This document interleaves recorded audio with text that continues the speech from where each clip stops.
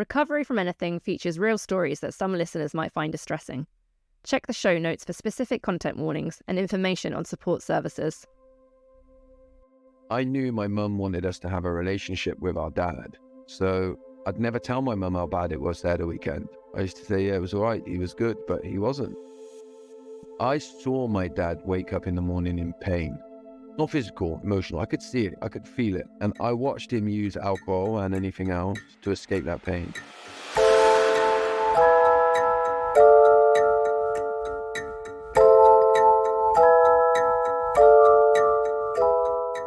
Welcome to Recovery from Anything. I'm your host, Abby Feltham.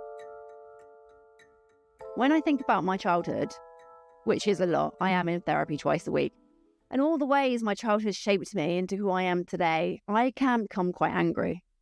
I see other adults around me, ones who grew up in loving environments, where there was no abuse, no loss, no suicide, households that weren't ruled by king alcohol, and I get quite jealous. I can't help but wonder what kind of person I'd have been in my 20s if I wasn't taught to hate myself as a child. What kind of relationships would I have had with others, with myself? How would I have loved? Today's story is about toxic parenting and how it alters who we become as adults, but also how we can stand in the way of history repeating itself and heal from our childhood experiences. Here's Josh Connolly. I grew up in a difficult environment. My dad was a violent, angry, chaotic man, really, who sort of scared me when he was drunk and scared me when he was sober when I was a kid. When I started school, my dad went to prison. So he spent like 2 years in prison, and then he came out when I was about 8 years old, I think. And then he'd moved into like a flat. So me and my two brothers used to go and visit him in the flat. He had like a bad alcohol problem. And then when he came out, he had like a heroin problem as well, like drug problem. The worst drug that he did was alcohol, because when he drank that, that's when he would smash the house up. That's when he would take us out in the middle of the night, and fall asleep in his own urine and vomit. And I remember once when he came out of prison, the day he came out of prison, he was supposed to pick us up from school. And I remember like waiting out the playground with my teacher, so excited that he was going to pick us up from school. And he didn't turn up. He'd gone and got drunk and didn't show up. And I remember the teacher holding my hand and feeling how upset she was. And my concern was to make sure she was all right. And I'm like 7, 8. And I'm going, don't worry, he's fine. This is just what he does. I'll see him tomorrow. He'll be okay. And all of that stuff, you know. I lived my life like that. Never checking in with myself and always making sure I was there for everybody else. I remember once he took us out, me and my little brother, and we was walking through the middle of this field where like all the families go where I grew up. It was like heat waves. There was loads of people there. It was the middle of the day, and he was walking along drinking super strength cider or lager out of a bowl, walking along like weeing. And I don't mean wetting himself. I mean, he's walking along having a wee, laughing. You know what people are like when they're paralytic. And I'm like 9 at this time walking next to him. And I remember feeling guilty, firstly, because I wanted to like pump my chest out and say, you don't understand, don't look at my dad like that. I believe that as an 8-year-old, I was right when I said that you don't understand. The intuitive kind of sensitive person that I am, I saw my dad wake up in the morning in pain. Not physical, emotional. I could see it, I could feel it. And I watched him use alcohol and anything else to escape that pain. I saw the moment where it worked, where he went funny. I mean, it was very short-lived in the end with him, like half an hour at most, but where it seemed to work for him. You know, I saw that. And when adults looked at him in disgust, I saw, and still kind of do recognize this, a man that was in pain and struggling. I knew my mum wanted us to have a relationship with our dad. So I'd never tell my mum how bad it was there the weekend. I used to say, yeah, it was all right, he was good, but he wasn't. And then ultimately it came to the place where when I was 9, I was at his flat, I was there, and he decided he didn't want to be here anymore. And I was there when I saw it happen. And such was my sort of emotional responsibility for my mum. When it happened and I saw it, I didn't think I need to phone an ambulance. I thought, I can't phone an ambulance because then my mum will know that I've seen this and she won't be able to deal with that. So I waited in the flat, and eventually my mum rang the phone and I said, look, Dad's really drunk. So it was me and my little brother, and my mum picked us up out the front and we went home. And then 2 days later, I was pulled out of school to be told that my dad had passed away. From the moment my dad died, he was never mentioned again. There's no pictures on my house. I don't know. I couldn't tell you what date my dad died still to this day. I don't know what date his birthday is to this day. There was never any pictures on the wall. Nothing. It wasn't never ever remotely talked about. There's never like, you know, when I'd done well in football or something like that, it was never like your dad would be really proud of you. Never mentioned, still to this day. Never mentioned again. Senior school is when the anger started, where I started to not be able to deal with the ways that I felt. I had a lot of hypervigilance, a lot of emotional overwhelm. I was an angel at home because I didn't want to take up any space at home. I never wanted to upset my mum. I saw my mum's pain at what she experienced with my dad, and I didn't ever burden her with that. I never wanted to burden her with that. So I explored all of my difficult emotions at school. When I was about 12 or 13, I remember I didn't enjoy life. I remember not caring at all about anything. And then life got good when I was about 12, when I smoked cannabis first, and then quickly alcohol, and basically anything and everything else that you had. That was 12-year-old me looking for a way to make life manageable. I found a way to make life manageable, and it was drinking drugs. That was the first time my life felt all right. And I remember distinctively thinking, all I've got to do is make sure I don't get addicted to this stuff like my dad did, and I'll be all right. Now, when I look back objectively, I realized that I went from being somebody who really wanted to pursue drama, and I was really good at it. And now I sort of recognize when I found alcohol, I was like, I'll be all right in the factory. Like, I'll happily work in a factory and drink on a weekend, because it worked like nothing else, especially alcohol, yeah? It worked like nothing else in the world. There were no major consequences, not in my world. I'm sure there were for my mum, and it made her would worry her on the weekends and stuff. But she always said to me, if it gets to the point where you feel like you can't stop, you better stop, because you'll be, your dad tried everything to stop and he couldn't. And so, yeah, from the age of like 12, 13, I was sort of selling drugs, Scarface and stuff like that. Like, think that's what I'm going to be when I'm older. I'm going to do that, and I lived for the weekend.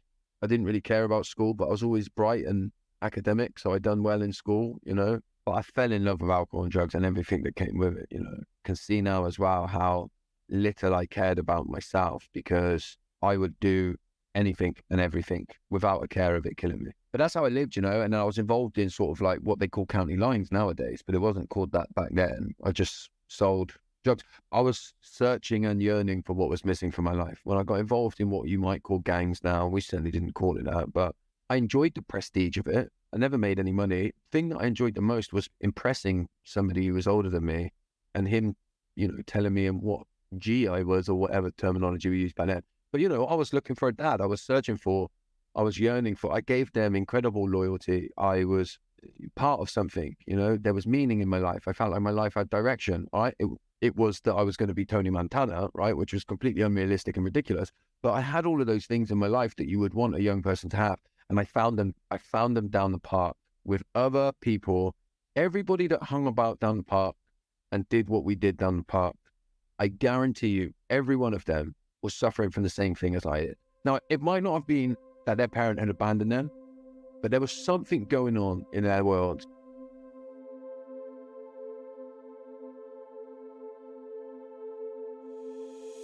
Josh's first daughter was born when he was 18, and he got a job working in a factory. He worked hard there. It was another way to escape how I felt, he told me. Another way to channel his energy anywhere but inward. I realized that I could be out all weekend, go to work on Monday and still do a 17-hour shift, and mean that I got enough money when I got paid, because we got paid weekly where I worked. I'd have enough money the next week to still get back on it. I worked hard, but by the time I was 24, I'd been in what was a very toxic relationship. We'd had 4 children. And at 24, I was about £17,000 in debt. I was living on a fold-out bed at my mum's, back at my mum's house. I would see the kids on the weekend. I was about 9.5 stone, which is like 5 stone lighter than what I am now. I'd go to work, finish work, drink alcohol, and then I would smoke loads of weed so that I could go to sleep without having to get paralytic.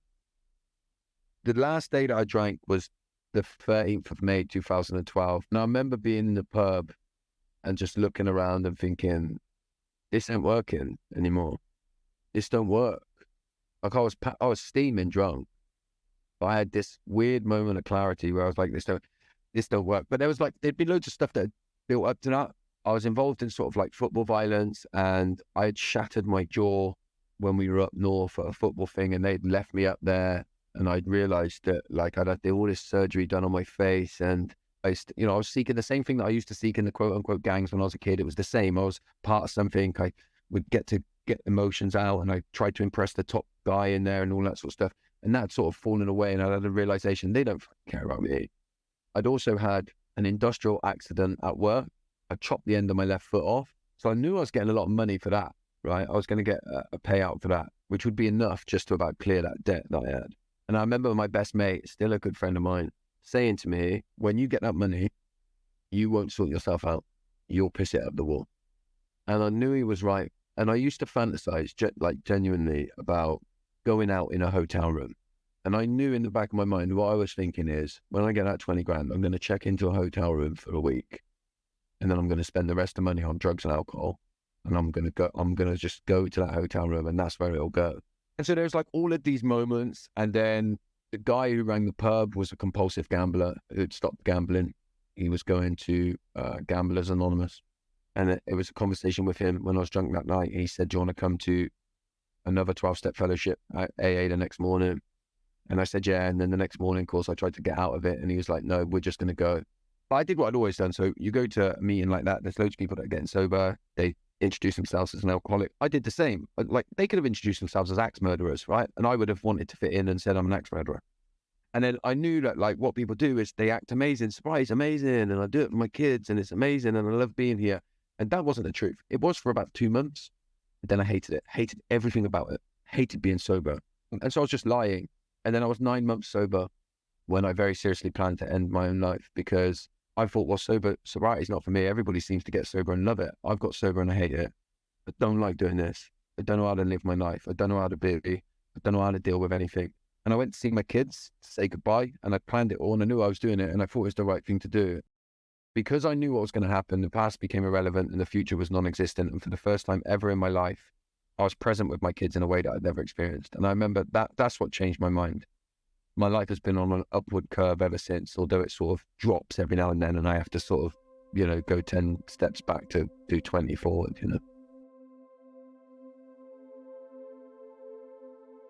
It's taken me a long time to be able to reflect more properly and truthfully on my childhood, because I spent a long time hiding from it, really, and I'd created a narrative about my childhood. So if you go back to when I was 24, if you'd have asked me about my childhood, I would have said, yeah, it was fine. Like, it was pretty idyllic. In fact, my dad died when I was young, but I don't really remember him. And that my mum remarried and I lived with my brothers and we had a really good life. Like, had everything we wanted, went on holiday every year, and there was no major problems, right? And that had always meant that I'd always framed my struggles as being something that I must have been born with, because my life was so good when I was a kid. It wasn't until I found NACOA, which is a charity that supports children affected by parents drinking. I went there because I thought I drink myself and I want to support kids, yeah? And I did the training, and then everything changed, because that's when I started to realize what really happened is that when I was in a room with like 20 other people doing this training, and we were sat in front of the impacts of what it's like to grow up with a parent that drinks too much, I started to realize that this was me. I was there because of me. What quickly, or maybe slowly, but gradually began to unravel after that is that I had to start to realize that this narrative that I'd been telling myself about my childhood was wrong. It wasn't the real one, right? And I'd been saying different things because I wasn't yet able or maybe willing to be able to talk about the truth, about my reality. Then I started to realize, if I'm going to be gut level honest with myself about this stuff, I need to start to grieve. So I grieved for my dad, to try and summarize what healing for me from, the difficult dysfunction that I grew up in is all about seeing my experience in its entirety and not trying to dress it up or reframe it as something that it's not, but actually just seeing the truth. Being able to say, you know what, it's shit that my dad died when I was 9.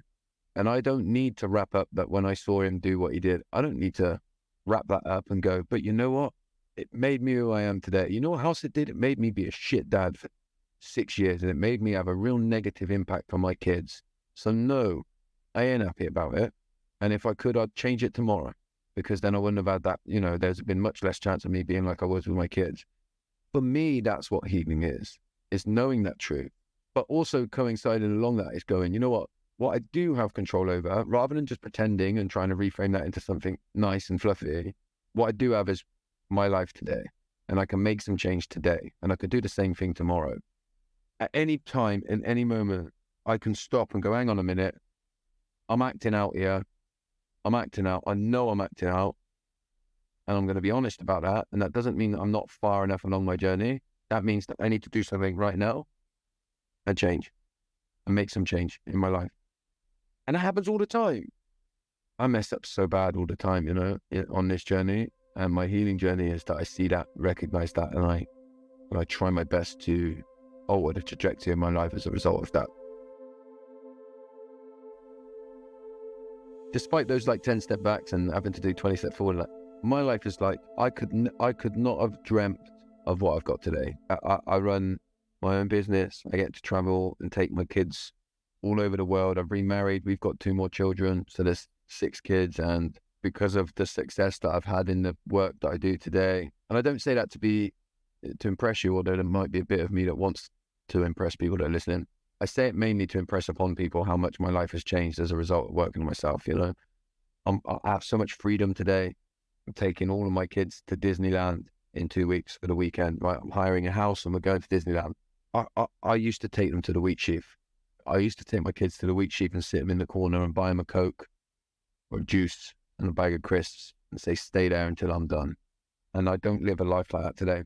It doesn't mean I don't struggle. I still struggle, but I have the tools today, and I have good people in my life. I have people around me that understand me as much as we can and help me to be who I need to be today. My life is just amazing as a result of that. It is amazing. But I still struggle, like I say, it gets easier in some ways, and in other ways it gets harder. There's always just when you think you've nailed one thing, you pull back another layer and you're like, oh, I've got to go again on this. And I sort of always describe it as I get to the top of the mountain, and rather than just sitting there and thinking, let's set up and live here and look out over the vast, I'll either look for another mountain and think, no, I'm going to go up that one, or I'll walk down the other side of the mountain and then realize I've walked too far and I'm back at the bottom again, and I've got to start walking back up. That's kind of what my life feels like, but I love it. I wouldn't swap what I have now. No. The meaning of recovery to me is the ability to be able to see myself in my entirety and still have compassion. Easy to love myself when I'm nailing it and things are going well. Recovery is when I mess up and I do crap stuff, rather than going on a binge or thinking, well, that's it, I'm a disgrace of a human being, I may as well ruin everything. I can go, shit, man, yeah, you are a bit of a nightmare, but let's sort it out. You're doing your best.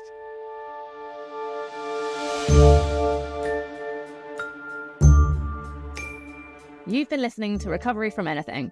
I'm your host, Abby Feltham. If you enjoyed this podcast, please rate and review the show and join the community on Instagram at Recovery from Anything. You can find out more about this week's storyteller or submit a story of your own on our website, recoveryfromanything.com. Thank you for listening.